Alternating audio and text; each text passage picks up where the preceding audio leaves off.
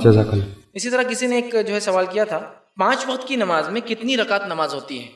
ٹھیک، اس لیے کہ ہم نے مختلف لوگوں کو مختلف جگہ الگ الگ رکعتیں پڑھتے ہوئے دیکھا ہے، تو میں 5 وقت کی نمازوں میں کتنی رکعت نمازیں ہوتی انشاءاللہ عزیز آپ کے سامنے رکھ دیتا ہوں تاکہ آپ اس کو یاد رکھیں۔ اس میں میں سنت موقعہ اور سنت جتنی اتنی آپ کو رکھ دوں گا، نفل کا کوئی شمار نہیں کروں گا، نفل آپ جتنی چاہے پڑھ سکتے ہیں، اس لیے اس کی تعداد بتانا بھی درست نہیں۔ ٹھیک، سب سے پہلی چیز فجر کی نماز کے اندر 4 رکعت نمازیں، 2 رکعت سنت موقعہ اور 2 رکعت فرض اس کے بعد۔ اس سے پہلے آپ جتنی نفل پڑھنا چاہے وہ ایک الگ مسئلہ، نفل کسی تعداد نہیں رکھ رہا ہوں۔ اس کے بعد ظہر کی نماز جو ہے وہ 10 رکعت ہوتی ہے، 4 رکعت ظہر کی فرض سے پہلے موقعہ سنت موقعہ، 4 رکعت ظہر کی فرض اور 2 رکعت ظہر کے بعد سنت موقعہ، ہوئی ظہر کی 10 رکعت۔ اب اس کے بعد ہمارے پاس ہوتا ہے 2 رکعت جوڑتے ہیں لوگ 2، میں نے کہا نا نفل میں نہیں رکھوں گا، نفل 2 کی 200 پڑھی آپ اثر تک پڑھتے رہیے، 4 سنت 4 فرض 2 سنت پھر آتا 2 نفل۔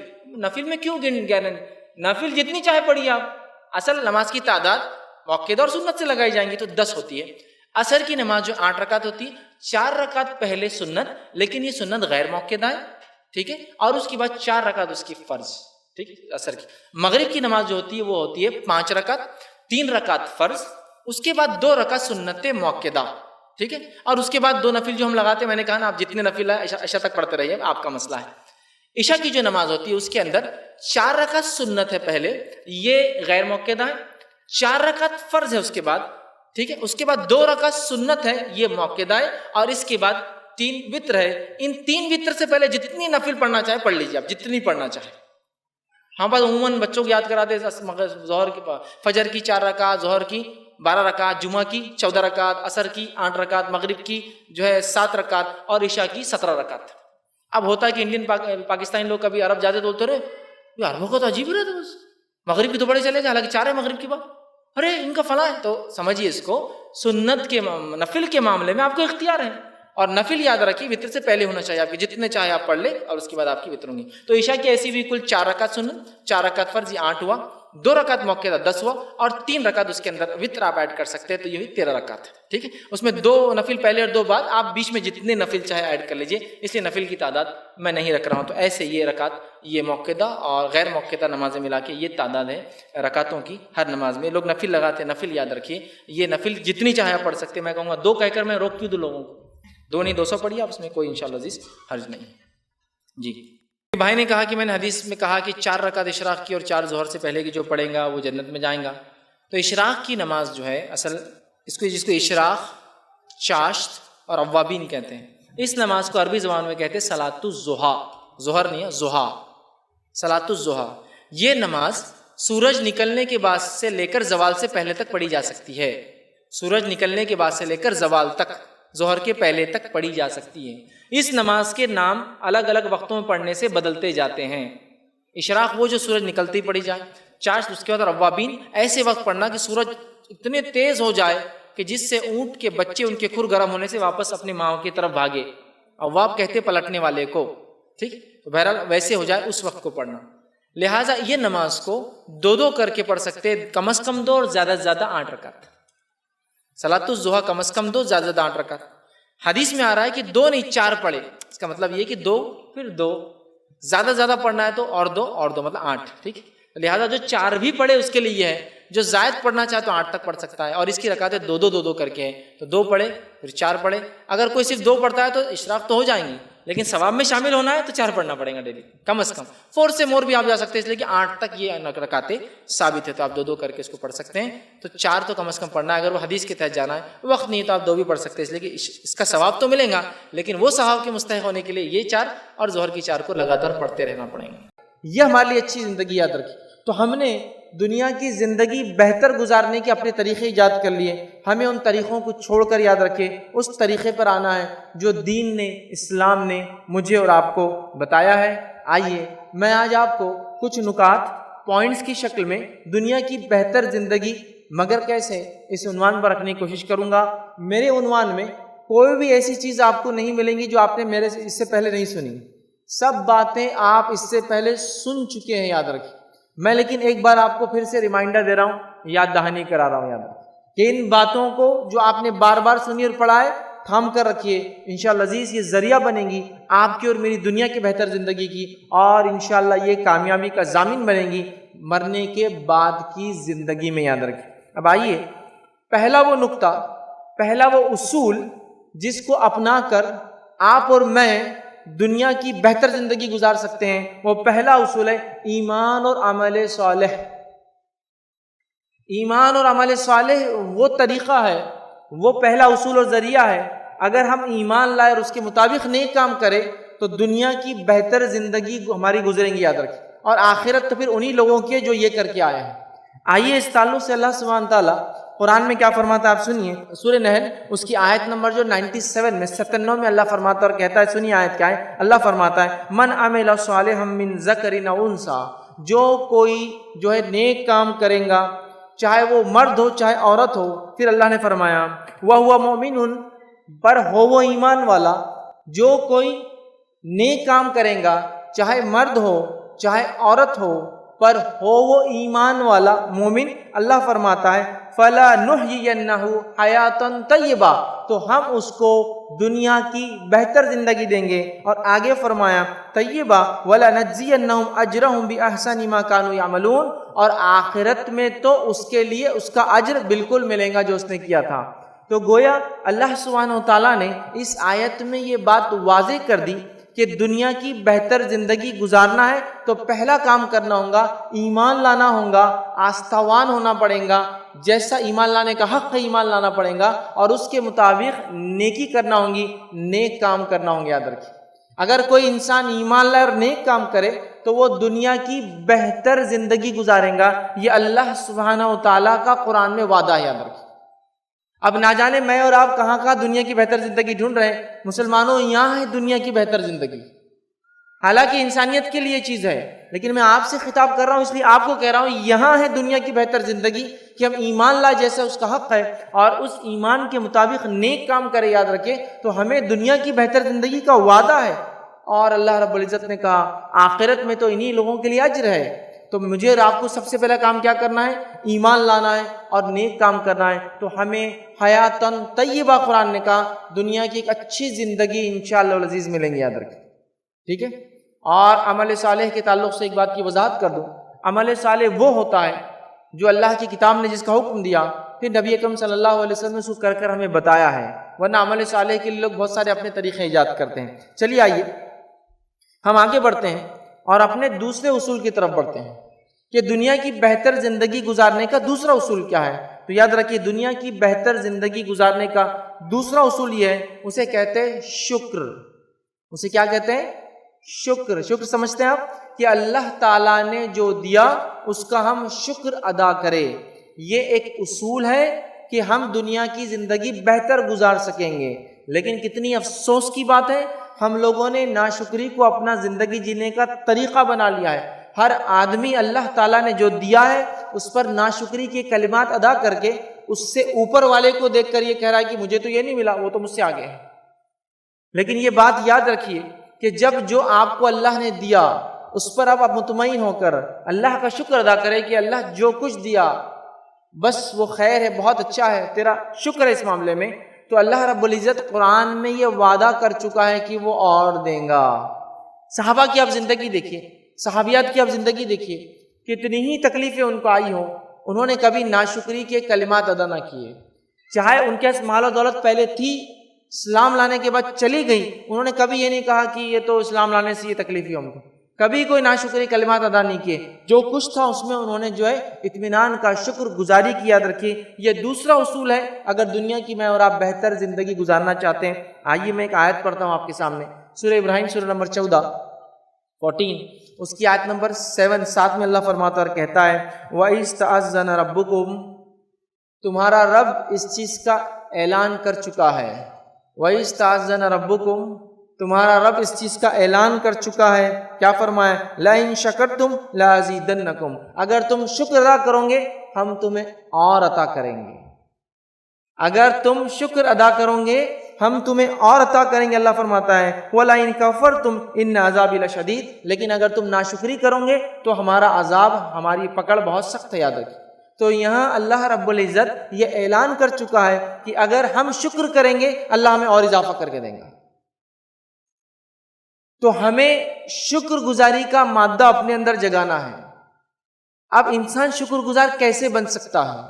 تو شکر گزاری ایک انسان میں تب پیدا ہوتی ہے، نبی اکرم صلی اللہ علیہ وسلم فرماتے ہیں شکر گزاری انسان میں تب پیدا ہوتی ہے جب وہ اپنے سے نیچے والوں لوگوں کو دیکھتا ہے. سمجھ رہے آپ؟ جیسا مثال کے طور پر آپ یہ سوچتے ہیں کہ میرے پاس تو صرف ایک 2 ویلر ہے، لوگوں کے پاس تو کیا کچھ نہیں، آپ آگے دیکھ رہے ہیں. لیکن آپ میں شکر گزاری ہمیں تب ہوں گی جب ہم دیکھیں گے لوگ پیدل بھی چلتے ہیں سڑکوں پر، تو آپ کہیں گے الحمدللہ میرے پاس کم از کم 2 ویلر تو ہے. تو ہمارا معاملہ یہ ہے کہ ہم اپنے سے اوپر والوں کو دیکھ کے ناشکرے ہوتے جا رہے ہیں، جبکہ اصول یہ کہ نیچے والوں کو دیکھو تو شکر گزاری کا مادہ پیدا ہوگا.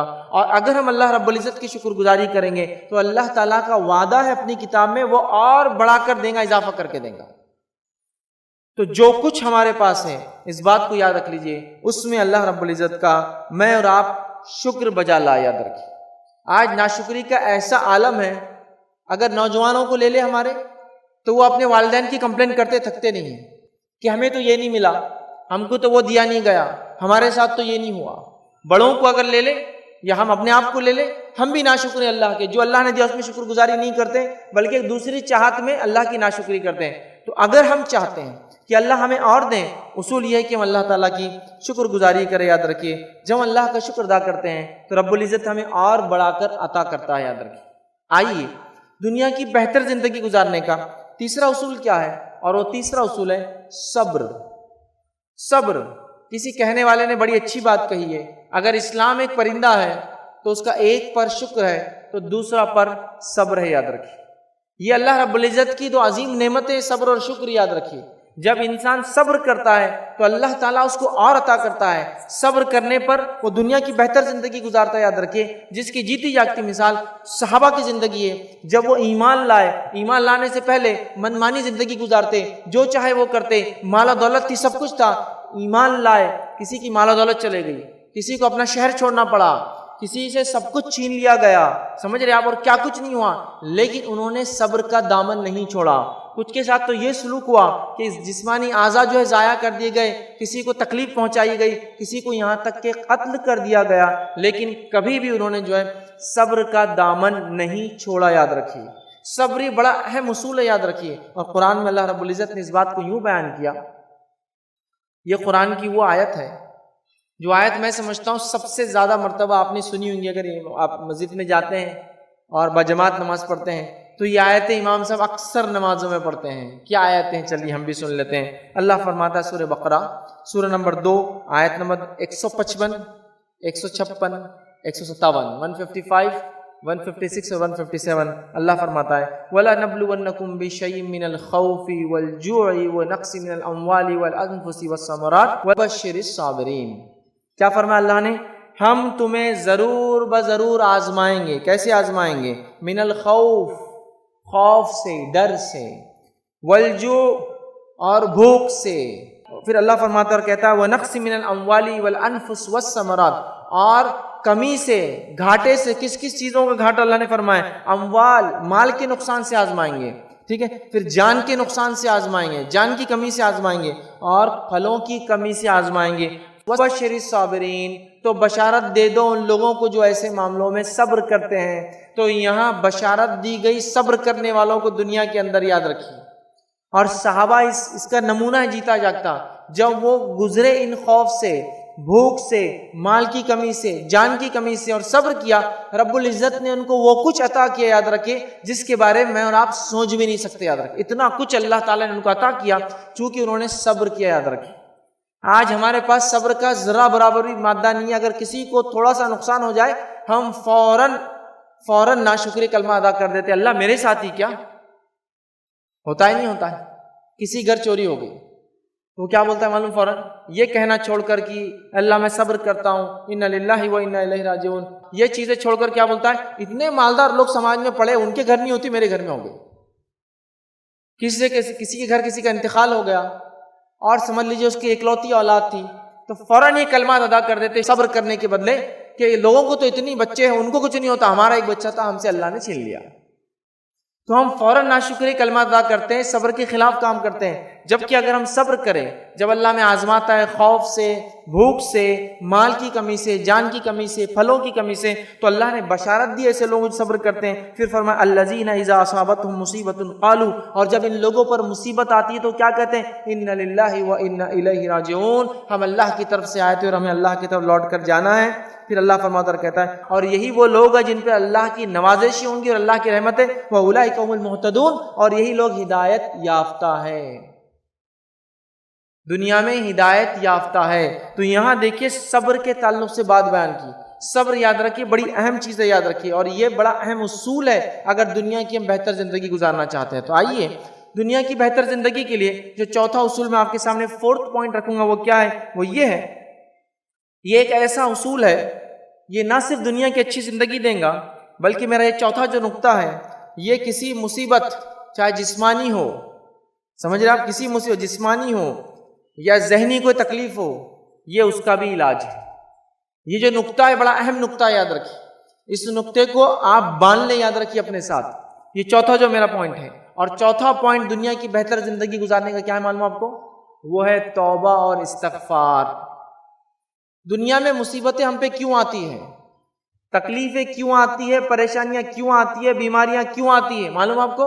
اس لیے کہ ہم اللہ رب العزت کی ناشکری کرتے ہیں، اللہ رب العزت کا شکر ادا نہیں کرتے، گناہوں پر گناہ کرتے چلے جاتے ہیں، اور گناہ اتنے بڑھ جاتے ہیں کہ ہم نے دیکھا قرآن کے اندر جب قوموں کے گناہ بڑھ گئے تو اللہ رب العزت نے ان قوموں کو دنیا سے نیست و نابود کر دیا، جس کو کہیں گے دنیا سے ان کو مٹا دیا. یاد رکھیں، تو یہ گناہ ہے، یہ معصیت ہے جو ہمارے لیے دنیا کی زندگی اجیرن کر دیتے. یاد رکھیں، ڈپریشن کے لوگ شکار ہو گئے، سمجھ رہے، گناہوں کے نتیجے میں پریشان ہیں، مال و دولت ہونے کے بعد بھی دل پریشان ہے نا، سکون نظر نہیں آ رہا ہے کہیں، ہے نا، سب کچھ ہونے کے بعد بھی دل چاہ رہا ہے کہ ابھی کوئی چیز ایک ایسی ہے جو حاصل نہیں ہوئی ہے.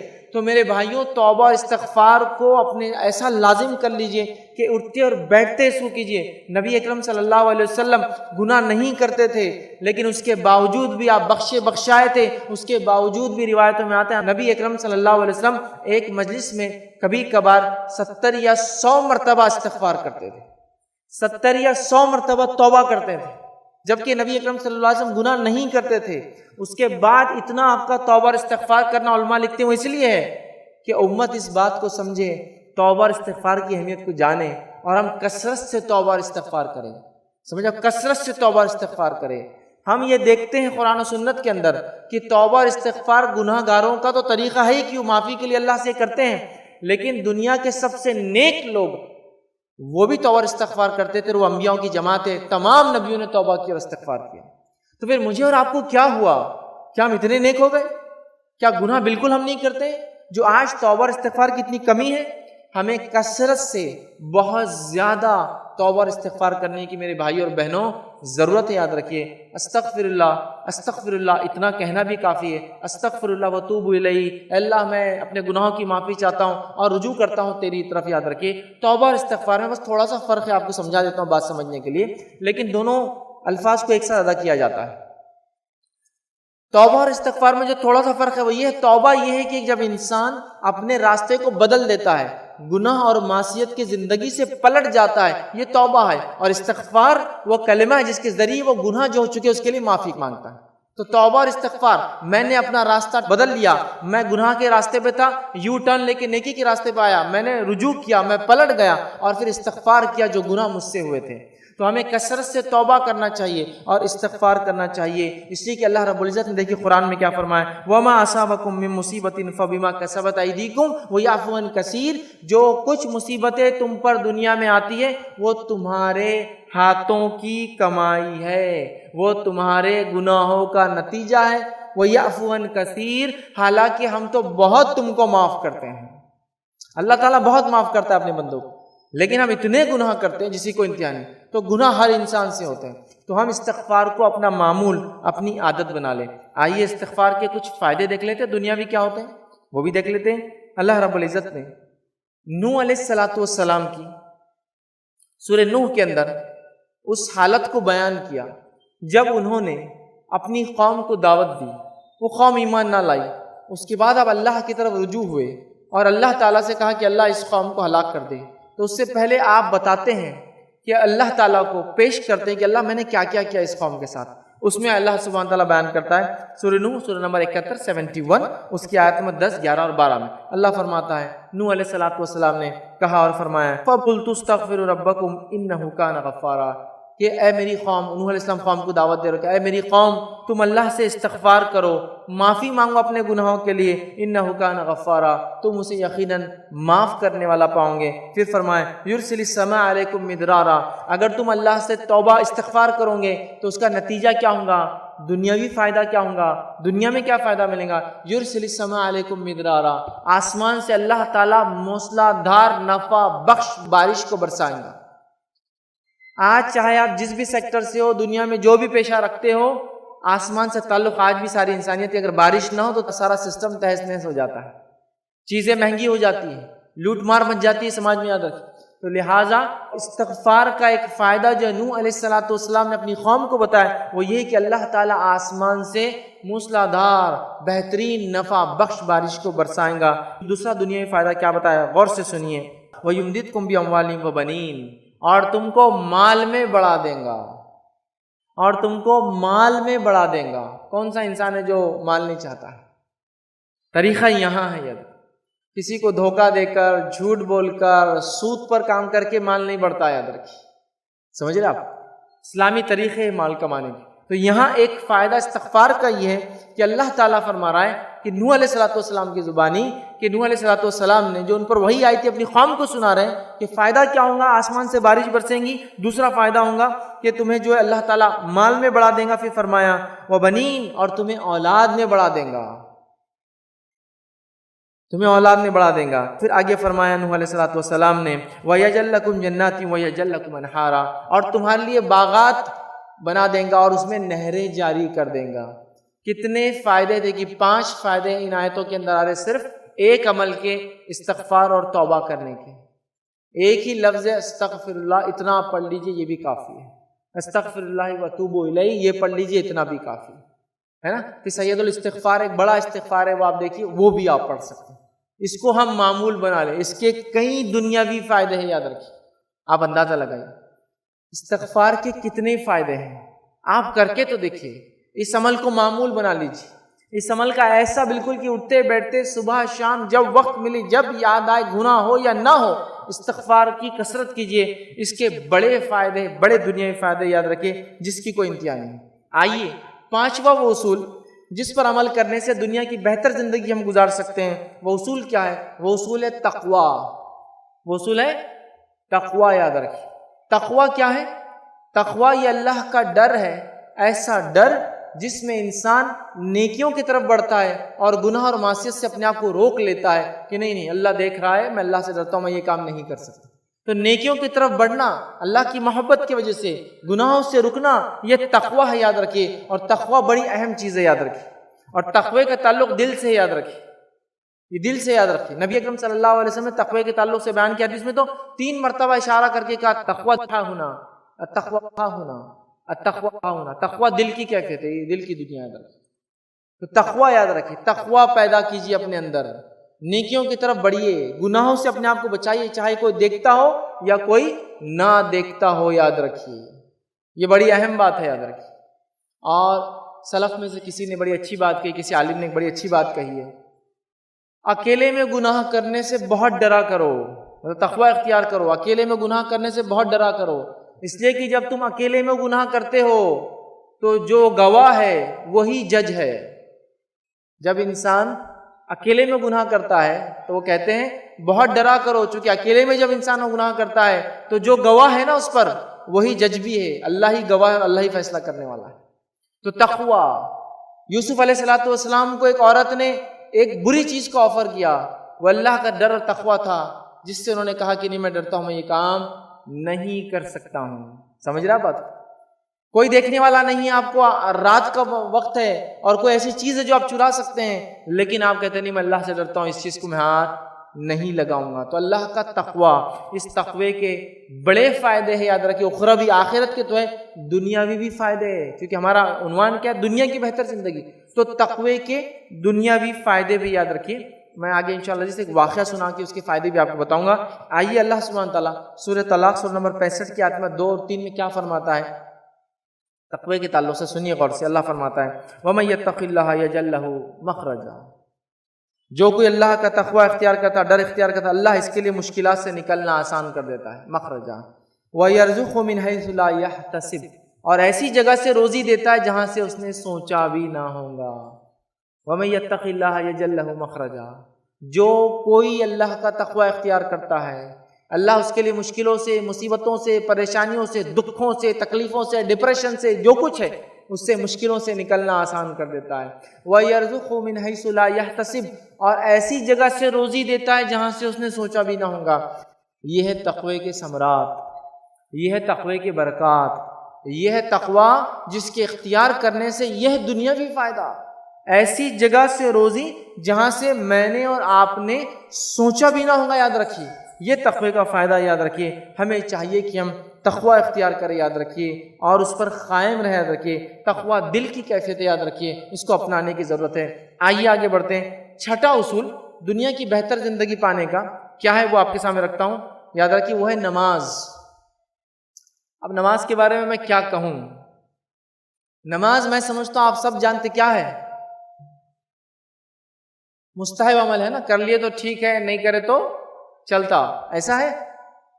نماز ہم پر فرض ہے، کتنے بار فرض ہے؟ دن میں 5 بار۔ لیکن کتنی افسوس کی بات ہے، کچھ لوگوں پہ شاید صرف ایک نماز فرض ہے ہفتے میں، ایسا نظر آتا ہے۔ کچھ لوگوں کا حال یہ ہے کہ شاید دن میں 1 2 3 نمازیں ان پہ فرض ہے، ظہر اثر مغرب فجر عشاء نہیں ہوتی اپنے سے، ٹھیک۔ کچھ لوگوں کا حال یہ ہے کہ وہ کبھی کبھار نماز پڑھ لیتے، عید وغیرہ پہ آ جاتے، کسی کے انتقال ہوگا تو اس پہ آ جاتے ہیں۔ نہیں، یاد رکھیے ہر روز میں 5 وقت نماز یاد رکھیے، یہ بڑی اہم چیز ہے، یہ دنیا اور آخرت کی کامیابی یاد رکھیے۔ علماء تو یہاں تک فتوے دیتے ہیں کہ جس کی توحید اور توحید کے بعد سب سے اہم چیز نماز ہو، اگر نماز قائم نہ کرتا ہے کہ انسان، تو اس کے روزے بھی قبول نہیں، اس کا حج بھی قبول نہیں، یاد رکھے، اس کی زکوٰۃ قبول نہیں، چونکہ نماز نہیں پڑھتا ہے۔ بہت اہم چیز ہے۔ ویسے نماز کے لاتعداد فائدے ہیں، میں وہ نہیں بتاؤں گا، لیکن میں ایک نماز کا فائدہ صرف ایک بتاؤں گا آج، اور وہ بھی فرض کا نہیں ہے، یاد رکھیے۔ تو اس سے اندازہ لگا لو فرض کے کتنے فائدے ہوں گے۔ ایک نفل نماز کا صرف فائدہ بتاتا ہوں، اور چونکہ عنوان ہے دنیا کی زندگی، تو دنیا میں کیا فائدہ ہوتا ہے وہی بتاتا ہوں صرف۔ تو آپ آخرت کے فائدے اور دنیا کے دیگر فائدے فرض نمازوں سے کتنے ہوں گے آپ اندازہ لگا سکتے ہیں۔ تو آئیے ایک نفل نماز کا فائدہ سنیے۔ نبی اکرم صلی اللہ علیہ وسلم فرماتے ہیں، اور نفل میں یہ سب سے افضل نفل ہے، وہ کیا ہے؟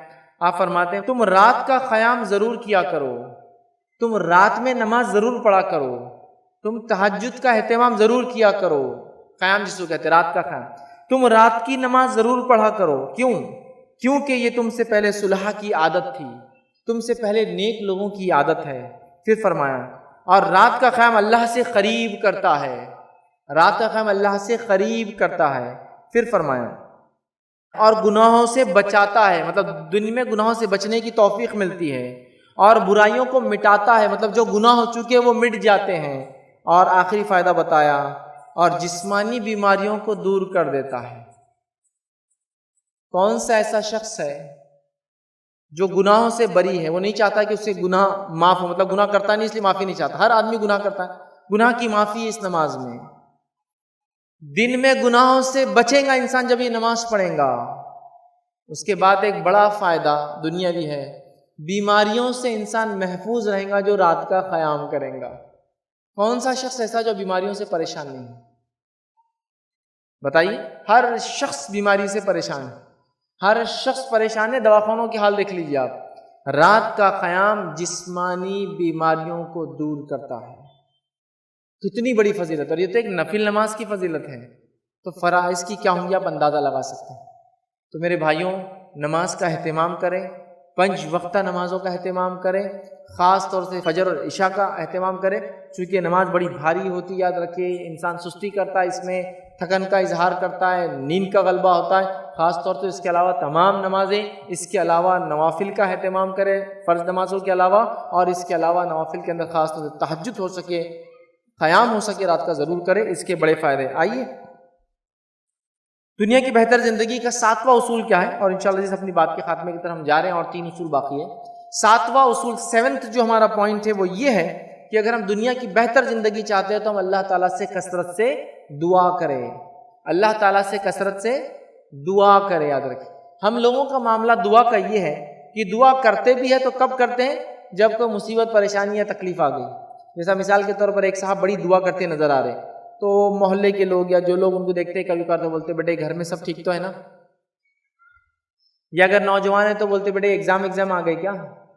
تو گویا دعا کو ہم سمجھتے ہیں جب ہم مصیبت میں پھنس جائے، تکلیف میں آ جائے تو ہم دعا کریں۔ دعا ایک ایسی چیز ہے، یاد رکھیے، جس کا آپ ہمیشہ اہتمام کریں، جس کو اگر میں سمجھاؤں تو دعا کوئی گاڑی کا ایکسٹرا ویل نہیں ہے جس کو ضرورت پڑنے پہ لگایا جائے، بلکہ دعا گاڑی کا اسٹیئرنگ ویل ہے جس کے بغیر گاڑی چلا ہی نہیں سکتے آپ۔ بہت امپورٹنٹ ہے، یاد رکھیں۔ ہم سمجھتے مصیبت، دکھ، تکلیف ہو تو ہم دعا کریں، نہیں، ہم اللہ سے دعا ہمیشہ کرتے رہیں، اس کے بڑے فائدے ہیں، یاد رکھیں۔ نبی اکرم صلی اللہ علیہ وسلم کیا فرماتے ہیں؟ دعا دنیاوی فائدے کیسے دیتی ہے، سنیے غور سے۔ نبی اکرم صلی اللہ علیہ وسلم فرماتے ہیں جب بندہ اللہ سے دعا کرتا ہے تو پہلے تو آپ فرماتے ہیں اللہ تعالیٰ کو حیا آتی ہے اس کو خالی ہاتھ لوٹانے میں، اللہ تعالیٰ کو شرم آتی ہے کہ میرا بندہ مجھ سے مانگ رہا، میں کیسے اس کو خالی ہاتھ لوٹاؤں، ٹھیک ہے۔ دوسری روایت کے اندر فرماتے ہیں جب بندہ اللہ سے دعا کرتا ہے جس میں کوئی ظلم یا خطا رحمی، رشتے توڑنے کی اگر بات نہ ہو، تو اللہ 3 میں سے کوئی ایک چیز اس کی قبول کر لیتا، 3 میں سے کوئی ایک شکل میں دعا قبول ہو جاتی ہے۔ تو پتہ چلا دعائیں تو قبول ہوتی ہے، 3 طریقے سے ہوتی ہے، لیکن جو مانگا وہ دے دیا جاتا ہے، آپ نے جو مانگا وہ مل گیا۔ جو مانگا وہ نہ دے کر اللہ تعالیٰ آخرت کے لیے اس دعا کو اجر بنا دیتا ہے۔ تیسرا، جو مانگا وہ نہیں دے کر اس کے برابر دنیا کی کوئی مصیبت ٹال دیتا ہے۔ یہ دنیا کا فائدہ، مصیبت کا ٹلنا۔ آخرت کا فائدہ، وہ اجر ملے گا۔ اور آخرت میں کتنا اجر ملے گا کہ بندہ اپنے اعمال کو جب دیکھیں گا اور اس میں کچھ اعمال دیکھیں گا جو اس نے کیے نہیں تھے لیکن اجر شامل ہوں گا، وہ کہیں گا اللہ یہ اجر کس کا ہے؟ اسے بتایا جائیں گا یہ تیری دعائیں تھی جو قبول نہیں ہوئی۔ بندہ کہیں گا اللہ کاش میری دنیا میں کوئی دعا قبول ہی نہ کیا ہوتا، کیونکہ اتنا زیادہ بدلہ آخرت میں ملے گا۔ لیکن دنیاوی فائدہ کیا ہے؟ مصیبتیں ٹل جاتی ہے، کس کے برابر؟ جو مانگی گئی دعا اس کے برابر اگر وہ قبول نہ ہو تو مصیبت ٹال دیتا اللہ تعالیٰ۔ تو دعاؤں کا خاص طور سے اہتمام کریں۔ ہمارے پاس لوگ سمجھتے ہیں کہ اللہ تعالیٰ کچھ مخصوص لوگوں کی صرف دعا سنتا ہے، ایسا نہیں ہے۔ اللہ تعالیٰ سب کی سنتا ہے، قبول 3 شکلوں میں کرتا ہے، جو مانگا وہ دے دیتا ہے۔ حدیث میں کہیں بھی نہیں نیک لوگ جب دعا کرتے 3 ہوتا ہے، جو مانگا وہ دے دیتا ہے، اس کا بندہ جب مانگتا ہے اس دعا کو آخرت کے لیے رکھ دیتا ہے، اور تیسرا اس دعا کے بدلے دنیا میں کوئی اتنی مصیبت ٹال دیتا ہے۔ خوب کثرت سے دعائیں کیجیے، یاد رکھیے اپنے لیے مصیبت، پریشانی، تنگ دستی، بدحالی، قرض، بیماریاں، کچھ بھی ہو، رب کے سامنے جو ہے اپنی حاجت کو رکھیے، یاد رکھیے۔ دنیا کے سامنے ہاتھ پھیلاؤں گے، دنیا چاہے تو دیں گی چاہے تو لوٹا دیں گی۔ ہمارا رب وہ رب ہے جو ہمیں کبھی نہیں لوٹاتا۔ تو ہمیں دعائیں کرنا چاہیے، والدین ہونے کے ناطے بچوں کے لیے، سمجھ رہے آپ، اور ہر انسان ایک دوسرے کے لیے اور اپنے آپ کے لیے جو دعا کرے۔ آئیے 8واں اصول دنیا کی بہتر زندگی گزارنے کا وہ کیا ہے، وہ میں آپ کے سامنے رکھتا ہوں، اور وہ ہے ذکر الہی۔ اللہ کے ذکر میں اپنی زبان کو تر رکھیے۔ آج ذکر کا معاملہ بھی ہمارا بڑا مخصوص ہو چکا ہے، یاد رکھیے۔ اور ذکر کا ایک عظیم فائدہ جو قرآن نے گنا ہے کیا ہے؟ آج کسی بھی انسان سے پوچھ لیجئے، اس کی دل کی دنیا ویران نظر آتی ہے، بہت پریشان ہے، سب کچھ ہے لیکن دل اطمینان نہیں۔ تو اللہ کے ذکر کا ایک سب سے بڑا فائدہ قرآن نے کیا کہا؟ الا بذکر اللہ تطمئن القلوب، اللہ کے ذکر میں ہمارے قلب اطمینان پاتے ہیں۔ اگر آپ دلی طور سے پریشان ہیں، اس کا مطلب اللہ کا ذکر سے ہم غافل ہیں۔ کثرت سے اللہ کا ذکر کیجئے، اٹھتے بیٹھتے سوتے جاگتے، دعاؤں کی شکل میں چھوٹی چھوٹی دعائیں، اللہ کا ذکر جس کی کوئی انتہا نہیں، یاد رکھیں۔ لیکن کتنی افسوس کی بات ہے، ہم سلام جیسے ذکر سے دور ہیں آج۔ انشاءاللہ، ماشاءاللہ، سبحان اللہ، تبارک اللہ، چھوٹے چھوٹے جملے، یہ کلمات تک نہیں کہتے، اور اگر کہتے بھی ہیں تو مخصوص وقت میں کہتے ہیں، اتنے مخصوص کی آج کل تو حالت یہ ہو گئی، یہ جو ذکر ہے اللہ کے چھوٹے چھوٹے، حالانکہ الحمدللہ یہ افضل الدعا حدیث کے اندر آتا ہے، افضل الذکر لا الہ الا اللہ، افضل الدعا الحمدللہ۔ لیکن ہمارے حالات کیا ہے، آپ دیکھیے ہمارے حالات کیا ہے۔ اگر کوئی الحمدللہ بول رہا تو اس کا معنی وہ خوشی ہوں گا، وہ خوش ہی ہوں گا، پریشان آدمی کبھی الحمدللہ نہیں بولتا ہمارے پاس. ارے الحمدللہ ہر حال میں بولنا ہے. آپ خوش ہے بھی تو، آپ پریشان ہے بھی تو ہم اللہ کی تعریف کریں کہ تمام تعریفیں اللہ کی جس نے جو حال میں رکھا اچھا رکھا. تو الحمدللہ صرف خوشی ہے. تو سمجھ رہے بات؟ یہ ہمارا معاملہ. انشاءاللہ جب ہم کو کوئی کام نہیں کرنا ہے تو، جھوٹ بولنا ہے تو، کل سامان بن جائے گا انشاءاللہ. ارے بھائی تم جب بھی انشاءاللہ بولتے نہیں دیتے نا انشاءاللہ، مطلب اب تو کام نہیں ہونے والا ہے. یہ ہماری حالت بن چکی ہے. تو ہمیں جو ہے اللہ کے ذکر کو عام کرنا ہے. یہاں تک ماشاءاللہ اگر کسی کو آپ بول دیتے، وہ شخص اپنے آپ کو دیکھ کر کہتا میں اتنا موٹا تو ابھی نہیں ہوں یار. تو یہ تو اللہ نے جیسا چاہا اس کا معنی یہ تھوڑی ہے کہ تم. تو ہم نے مخصوص کر دیا. عام کیجیے اللہ کے ذکر کو دعاؤں کی شکل میں، الفاظ جو اللہ کے جو کلمات سکھا اس کی شکل میں. مسجد آتے جاتے وقت، مسجد سے نکلتے وقت، بیت الخلاء آپ جا رہے ہیں، گھر سے باہر نکل رہے، دعائیں دعائیں دعائیں، اللہ کا ذکر ہر بار ہم کرتے رہے اور اپنی زبان کو تر رکھے، یاد رکھیے. آئیے اسی طرح جو ہے 9واں اصول ہے وہ اللہ پر توکل، بھروسہ. اللہ پر توکل اگر کریں گے تو دنیا کی بہتر زندگی ایسا ملیں گی کہ اللہ تعالیٰ روزی دیں گا آپ کو. حدیث کے الفاظ ہیں، نبی اکرم صلی اللہ علیہ وسلم نے فرمایا کہ اگر تم پرندوں کے جیسا توکل کرو اللہ تعالیٰ پر، جو ہر صبح اپنے گھروں سے خالی پیٹ نکلتے ہیں اور شام بھر پیٹ گھر لوٹ آتے ہیں، تو اللہ تعالیٰ بھی تمہیں ایسی ہی روزیاں دیں گا جیسا پرندوں کو روزیاں دیتا ہے. اگر تم اللہ پر توکل کرو، ہے نا، جیسا پرندے کرتے ہیں، وہ اپنے گھونسلوں سے بھی نکلتے ہیں اور بھر پیٹ واپس لوٹ آتے اپنے گھروں پر، تو اللہ تمہیں بھی دیں گا. اب ہم نے توکل کا بہت ہی بھونڈا معنی لیا. بھونڈا معنی سمجھتے ہیں؟ برا معنی. کچھ نہیں کر رہے، اللہ پہ توکل، جو ہونا ہوگا دیکھا جائے گا. حدیث کے الفاظ ہے پرندے گھروں سے نکلتے ہیں، پرندے گھر میں بیٹھ کے توکل نہیں کرتے ہیں، ان کو سکھایا نکلنا ہے. ہمیں سنت بتائی گئی کہ ہمیں اللہ پہ توکل کرنا ہے اور مشقت، محنت اور کوشش کرنا ہے، تو اللہ تعالیٰ روزی دیں گا. دنیا کی بہتر زندگی، روزی چاہیے، اللہ پر توکل کیجیے. یاد رکھیں اللہ تعالیٰ ویسے ہی روزی دیں گا جس طرح سے اللہ تعالیٰ پرندوں کو، یاد رکھیں، روزی دیتا ہے. اور آج کا آخری نقطہ دنیا کی بہتر زندگی کے اندر ہم جو دیکھیں گے وہ کیا نقطہ، یاد رکھیں، وہ یہ ہے کسی کی پریشانی کو دور کرنا. کسی کی پریشانی کو دور کرنا یہ سبب ہے دنیا کی بہتر زندگی کا. وہ کیسے؟ وہ کیسے؟ آئیے سنیے. حدیث کے الفاظ اس طرح سے ہے، یہ جو ہے مسند احمد کی روایت ہے. نبی اکرم صلی اللہ علیہ وسلم فرمایا، کہا جو شخص یہ چاہتا ہو کہ اس کی دعا قبول کی جائے، جو شخص یہ چاہتا ہو اس کی دعا قبول کی جائے اور اس کی پریشانی دور کر دی جائے، تو وہ تنگ دست کی پریشانی کو دور کر دے. جو شخص یہ چاہتا ہے کہ اس کی دعا قبول کی جائے، سمجھے، اور جو شخص یہ چاہتا ہے کہ اس کی پریشانی دور کر دی جائے، وہ کسی پریشان حال کی مدد کرے. اللہ ہم پر رحم کرے. ہم تو خود پریشانی کا ذریعہ بنتے ہیں لوگوں کے لیے. یہاں تو حدیث کری پریشانی دور کرو، بدلے میں دعائیں قبول کرواؤ اور بدلے میں اپنی پریشانیوں کو جو اپنے سے دور کرو.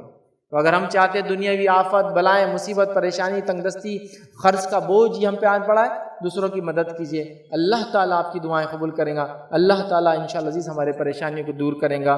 یہ 10 اصول تھے، یہ 10 وجوہات تھی جو قرآن و سنت میں نے آپ کے سامنے رکھی. لیکن صرف یہ وجوہات ہی نہیں، اور کئی ہیں. بہرحال میں نے ان 10 کو چنا تھا تاکہ آپ کے سامنے رکھوں. ہم قرآن و سنت کا مطالعہ کریں اور ان اصولوں کو اور پڑھیں تاکہ دنیا کی بہتر زندگی ہم کیسے گزار سکیں، سکون اور اطمینان کی زندگی کیسے گزار سکیں، دل کے اطمینان کے ساتھ کیسے گزار سکیں. ہم وہ زندگی دیکھیں اور اس دنیا کی زندگی کو ہم بہتر انداز سے گزارے. اور یقیناً جو انسان قرآن و سنت کے مطابق دنیا کی بہتر زندگی گزارے گا تو آخرت کی زندگی تو بہرحال انہی لوگوں کے لیے.